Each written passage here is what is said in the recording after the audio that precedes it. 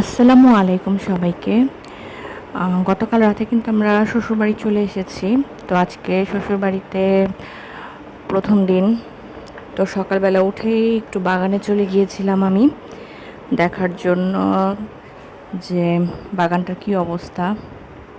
তো এই তো আমার শ্বশুরবাড়িতে কিন্তু খুব সুন্দর একটা বাগান আছে, এই সাজানো গোছানো অনেকটাই, যেখানে বসার স্পেস করে দিয়েছে। তারপর নানান রকমের ফুলের গাছ আছে, মানে দেখতে খুবই মনোমুগ্ধকর। তো সকালবেলা উঠে একটু ঘুরে ঘুরে সেগুলো দেখছিলাম, ভালোই লাগছিল। ঢাকায় তো এত সবুজ মানে দেখাই যায় না একসাথে, চারিদিকে শুধু বিল্ডিং। তো গ্রামে আসলে না এই জন্য ভালো লাগে যে চারিদিকে এত সবুজ আর সুন্দর প্রকৃতি দেখতে, মনে হয় জানি নিজেকেও একটা সতেজতার মধ্যে ডুবে আছি এরকম মনে হয়। আর বর্ষাকালে তো সব চারিদিকে নতুন সবুজ সবুজ পাতা, একেবারে ঝিকমিক করছে পাতাগুলো। তো বাগানে ঘুরছিলাম আর দেখছিলাম। তারপর ঘরে চলে আসলাম। ঘরে এসে নিজের রুমটা একটু গুছিয়ে নিলাম। এই রুমটাতে মূলত আমরা থাকি।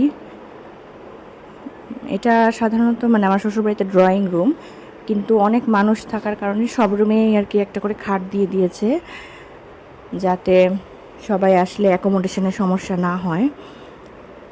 তো রুমগুলো আমি এখন নিজেরটাও একটু গুছিয়ে টুছিয়ে নিলাম। আর গোছানো হলে আসলে একটু পর বাবুর আবার খেলাধুলা করে, তো তো এই রুমটাই দেখা যায় ওরা একটু বেশি খেলাধুলা করে, সেজন্য রুমটা আবার একটু নোংরাও করে ফেলে। তারপরে এই যে আমার মেয়েকে বার্থডে উপলক্ষে কাজিন গিফট করেছে, তো সে তো খুব খুশি গিফট পেয়ে। আর তারপর কিন্তু আমরা সকালে উঠে একটু চা খাচ্ছিলাম, আমি আর আমার বড় যা। আমরা আবার চায়ের খুব বেশি ভক্ত। আমরা দুইজনই দেখা যায় সকালবেলা উঠে চাটা একটু বেশি খাই, মানে একদম ঘুম থেকে উঠেই একটু বিস্কিট দিয়ে চা খাই। আর আমার বড় ভাসুরকেও আমার বড় যা একটু চা দিয়ে আসবে। আর তাছাড়া বাকি সবাই নাস্তার খাওয়ার পরেই চাটা খায়। তো এই তো আমি বসে গেলাম চা নিয়ে, আর আমরা চা খাচ্ছিলাম আর জায়রা মিলে একটু গল্প করছিলাম। এই সময়গুলো আসলে খুব ভালো কাটে সবাই একসাথে হলে। আর তারপর একটু আমার শাশুড়ি অনেক আমসত্ত্ব দিয়েছে, সেগুলো একটু বাইরে রোদে দিয়ে আসলাম গিয়ে। এখন কিন্তু একবার রোদ একবার বৃষ্টি, তো দেখা যায় কখনো মানে মেঘ হলে তাড়াতাড়ি জিনিসগুলো উঠাতে হয়, আবার একটু রোদ হলে বের করে দেওয়া হয় এইরকম।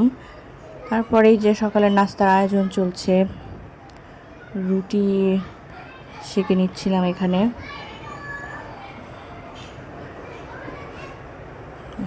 এটা আমাদের ডাইনিং স্পেস।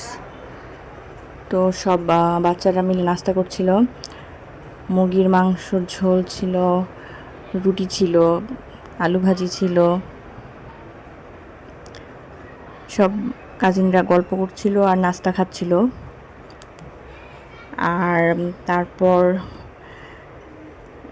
আমরাও ওদিকে কাজ, দুপুরের খাবারের আয়োজন চলছিল, সব কিছু গোছগাছ। তারপর কিন্তু বাচ্চারা নাস্তা খেয়ে এখন তারা একটু বাইরে যাবে তার বড় চাচার সাথে, সেজন্য সবাই রেডি টেডি হয়ে বাগানে ওয়েট করছিল। আমার ছেলে কিন্তু গাড়ি খুব পছন্দ করে, তার মানে গাড়ি দেখলে আর কথাই নেই। এখানে আমার মেয়েও রেডি হয়ে বসে আছে। তো ওরা বের হয়ে যাওয়ার পরে আমি আর আমার যা মিলে একটু বাইরে হাঁটতে বেরিয়েছিলাম, সকালে নাস্তা টাস্তা করে আর কি দুজন মিলে এদিক ওদিক গ্রামে গিয়ে একটু ঘোরাঘুরি করছিলাম, এই বাসা ওই বাসা। আজকে রাস্তাটা প্রচণ্ড নিরিবিলি, কেন জানি না, মানে একটা গাড়ি অটো কোনো কিছুই ছিল না, পুরো রাস্তাটা ফাঁকা। তো বেশ ভালো লাগছিল হেঁটে হেঁটে ঘুরতে।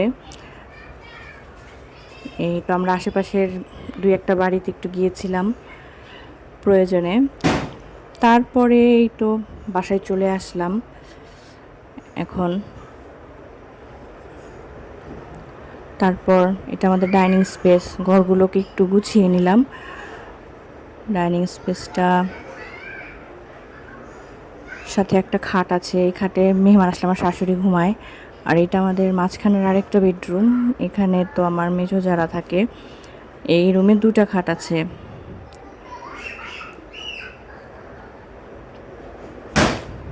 সবাই একসাথে হলে আসলে এটার মধ্যেও একটা মজা, গল্পগুজব করতে করতে সময় চলে যায়।